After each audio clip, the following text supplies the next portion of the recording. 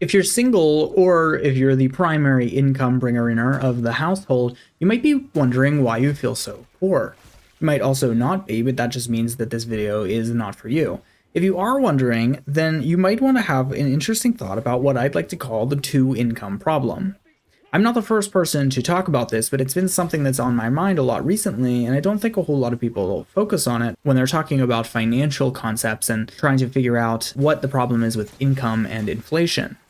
In case you're not aware, inflation has essentially been happening always, and income over the last, say, 20, 30 years has not at all inflated to match. You can see this really drastically right now in the prices of things like real estate, which has gone up substantially just since COVID, and income has not gone up at all to match. There's a number of reasons for this, and a number of factors, and there's tons of them overall, but I'd like to point out what I think is kind of a primary factor and a big problem sociologically and psychologically and economically, and that is the two-income problem.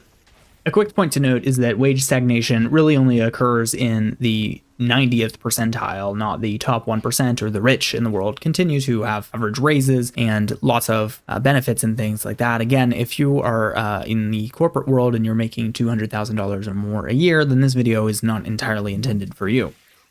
The rest of us who have to calculate how much money we can spend on dinner are the ones who I'm addressing in this video. If you're looking for wage increase, you can see it going up at a relatively reasonable rate until it starts to stagnate heavily in the 1980s, and then 90s, and then 2000s, and then 2010s. It continues to be relatively stagnant. You might be wondering what exactly the cause for that is, and I think that we can see a pretty clear indicator of it in the civilian labor force participation rate among men and women. You see, back in the 1920s, 30s, 40s, obviously, originally there were no women in the workforce, and after women are allowed to be in the workforce, really starting in something like the 1940s, we see the labor force increase steadily, kind of to about 30% of it being made up by women. That continues all the way through the 1950s. It gets up close to 40% in the 1960s, and then proceeds up to almost equal percent by the time we get into the 1980s. And that's going to be the focus today. Again, I'm not blaming women for this, and it's important to note that. I'm married, and I love my wife very much, and I'm very happy that she brings in income for our family, and women can choose to work or not work. That's not really the subject of this video. The subject of this video is how that has affected economics, and it's really interesting. So think about it this way.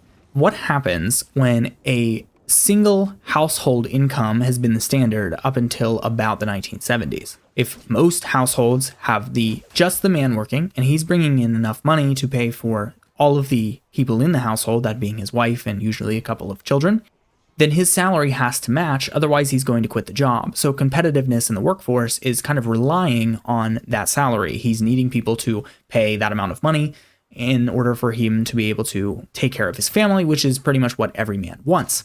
Then we get into the 1970s and the 1980s, and a lot of men's wives start to go to work. And when they start to go to work, suddenly you take a household who maybe has, I'll use today's numbers to make it a little bit more obvious to you, but let's say in the 1980s that you have a man who's bringing in income for his entire household, and he's making something like, actually, let's be accurate here. Average salary in 1980. In the 1980 was like 21K. Now, let's say that you have a household that is getting 21K, and that is able to take care of the entire household before that time.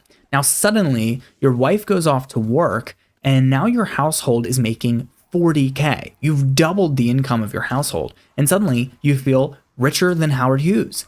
You have all the money that you could possibly want, and you're able to buy anything you want. You can now afford double the house, double the car, double the things for your children.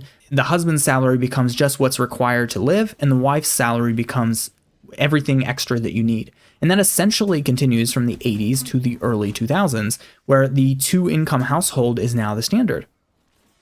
Because of that, I don't think wages then have to go up to match. So because these salaries have progressed in such and such a way, the average man no longer needing to provide for his household by himself is now having two incomes come into his household, and they have more money than they know what to do with. And so they don't ask for raises, and he doesn't have to leave just to take a better paying job that would be more miserable for him. And you see decisions like that start to be made in the 1980s, the 1990s, and continuing on to today. People aren't going to take a higher paying job if the job sucks because they don't need to. You have two incomes coming into the house. But for everybody else who is a single income person, that would be a lot more difficult. You'd still be living paycheck to paycheck and dealing with rough things. And then I think because of this, coming into the modern time, salaries don't increase. Because now, if the average household is subsistent on two incomes, and so therefore they're not driving incomes up further by demanding more pay or taking higher competitive jobs, now single income is not increasing for single income households. So now a single income household has it literally twice as difficult as a double income household. This is a good thing when it first happens, but the problem is that it's continued on to this very day. If you have two people working, and I've experienced this in my own life, there was a time when both myself and my wife are working, and we have essentially more money than we know what to do with. Then, when my wife is in a transition period, we have to get tight on our finances because we can't save. It's frustrating to me as a person who kind of wants to be a provider for the household and wants to take care of my family in that way, and wants to give my wife the ability to not have to work if she doesn't want to. But the average single salary, even for someone who's in a relatively good career field, which I feel that I am, is not high enough to support a household.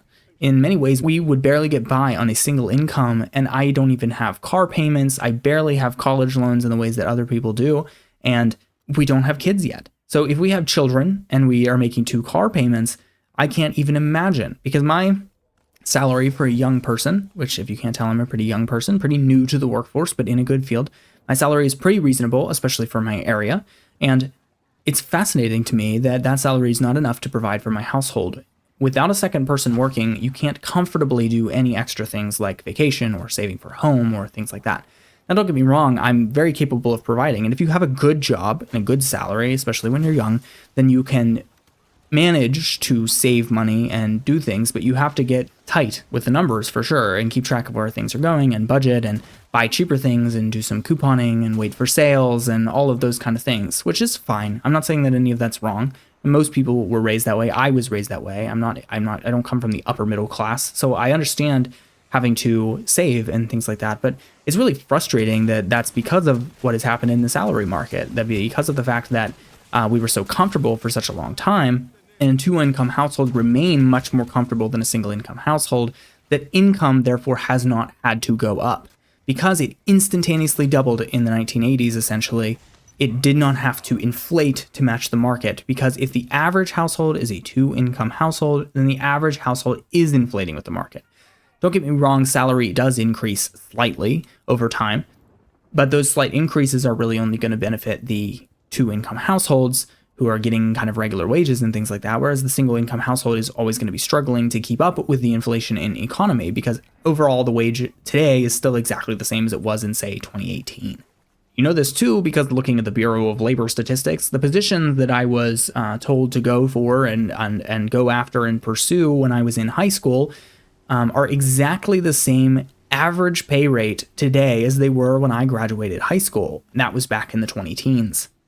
In other words, the average wage person essentially has to have two incomes if they want to enjoy really all the luxuries of middle-class life, whereas a single-income household almost can't hope to do so if we're talking about your regular blue and lower white-collar jobs.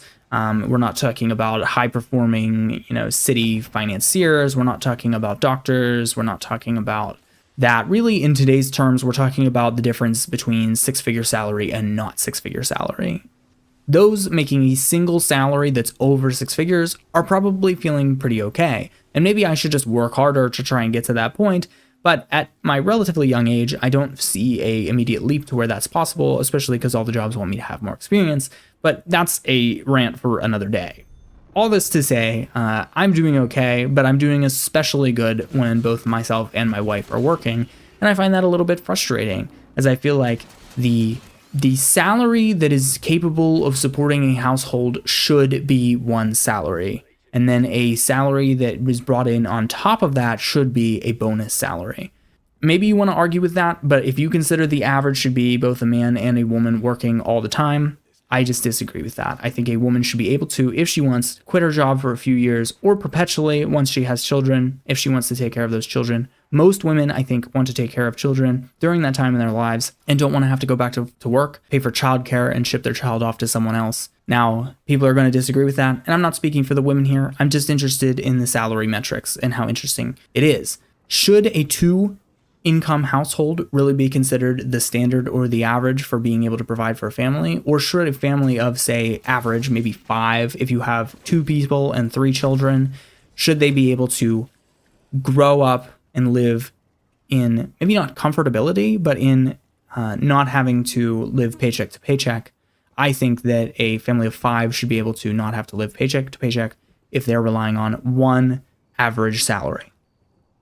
That doesn't mean increase the middle wage. That doesn't mean just increase wages in general, but that means that jobs that go out to, I don't know, high performance fields should certainly pay more. I mean, obviously we just need salaries to increase, and that shouldn't increase the cost of goods because the cost of goods have already increased and salaries have not.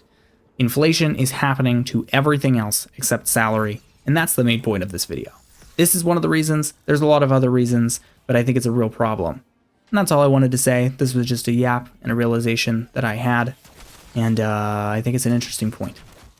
This is a little break from the usual content on my channel, but I hope you enjoyed anyways. It was just something that I wanted to talk about.